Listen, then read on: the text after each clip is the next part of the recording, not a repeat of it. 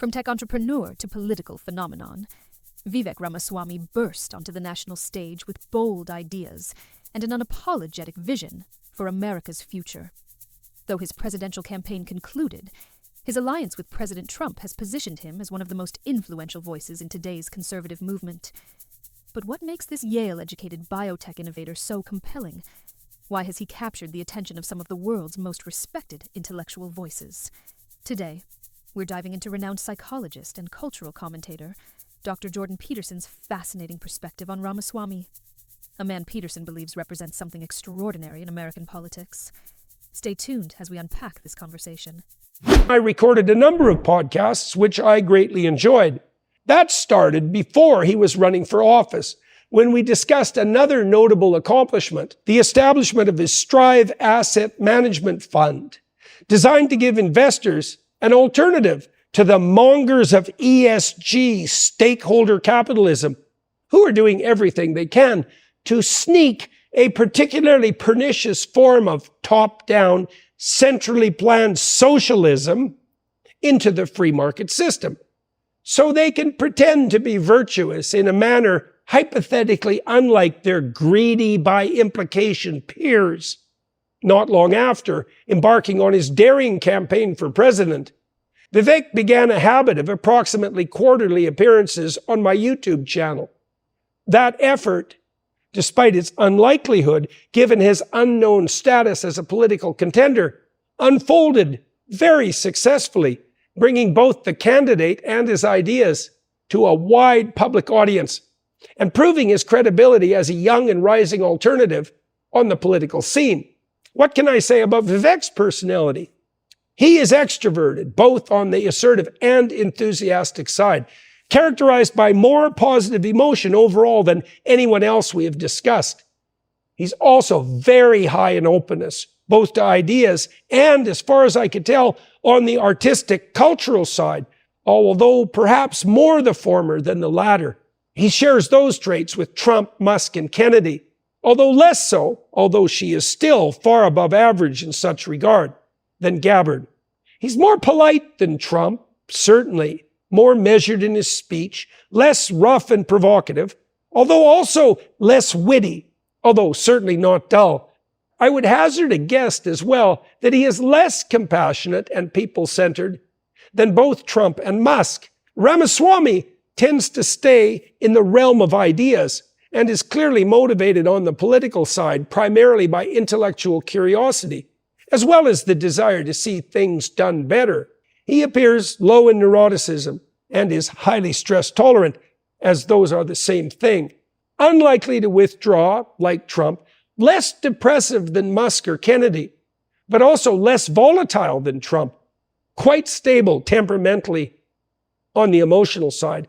That's a good feature in a crisis, as noted in the case of Gabbard. I suspect he is high in conscientiousness as well, particularly on the side of industriousness, which is half that trait, the other half being orderliness. Ramaswamy is very successful for a comparatively young man, and he has done that in consequence of his own efforts. This is not a fate that befalls people who fail to work dreadfully hard.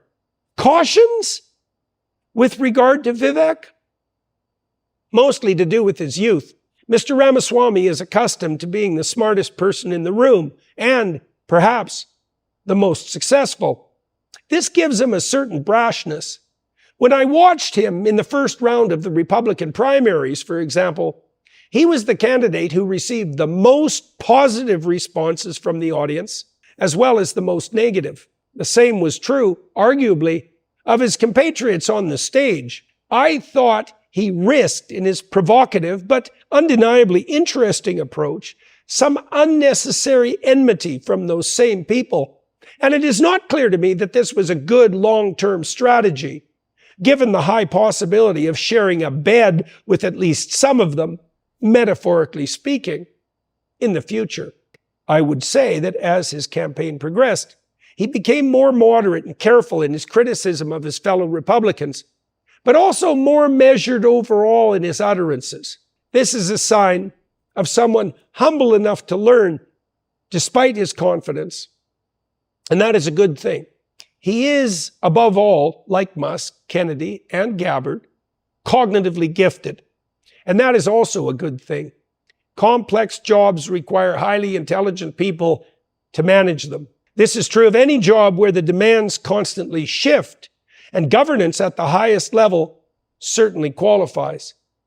His intelligence showed most particularly in his ability to bring a genuine intellectual excitement to the Republican stage, in addition to accounting for his preternatural early business success.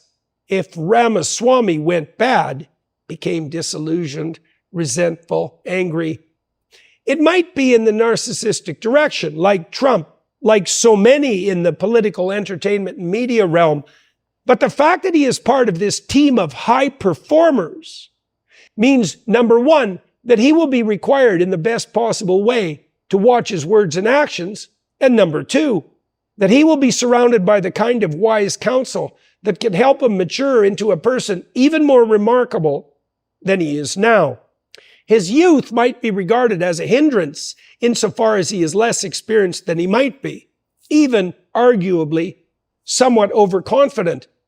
But it is also a marked advantage in that Vivek is not living in 1995 or even 2005 and is very much part of the online digital generation during the most rapid time of technological transformation in human history.